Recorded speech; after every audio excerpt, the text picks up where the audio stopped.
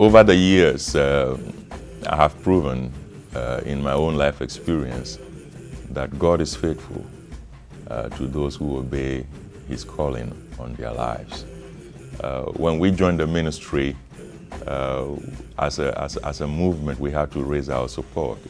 I remember one time, it was during the Here is Life campaign, and I had joined the movement and I had no money with me, and I thought this was not going to work.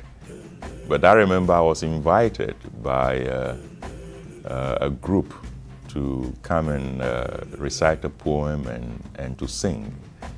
And so I went and I did that, and I shared a message on the gospel. And this gentleman came to me and said, I brought this young lady to listen to you, and she's become a Christian, and the Lord told me to give you some money. So he dipped his hands into his pocket and gave me enough money that would take care of my needs for the 2 weeks. And it was an incredible experience that God will speak to someone to give me exactly what I needed for 2 weeks. When we started raising support in Ghana, many of our friends were disappointed. They said, you know, you are following an American strategy that will not work in Africa. You have good education, you should be working.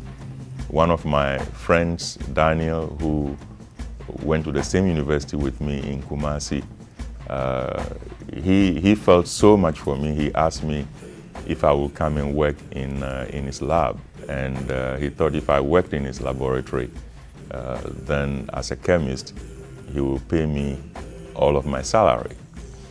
And I didn't have to think much about it.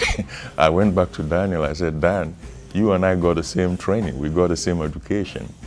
I could establish a factory like this myself. The only reason why I'm not doing it is because of what God has called me to do.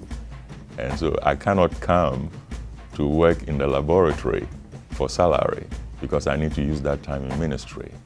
And Daniel was so moved by the clarity of my calling and my confidence and commitment that he decided to quadruple his support for me.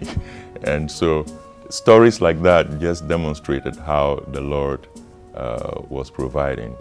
And I remember also when I was challenged to move to Kenya to give leadership to the work in Eastern Africa at the time. And I went to Kenya only to discover that the salary there was 5 times what we were receiving in Ghana. And I needed to raise more money to make up the difference. And the ministry thought that it would be a good idea to give me some subsidy so that I wouldn't have to struggle so much in East Africa. But I didn't think it was right to be on subsidy if I was called into this movement by God. And so I told Don Myers that no, I couldn't take subsidy. I want to trust the Lord to provide for me.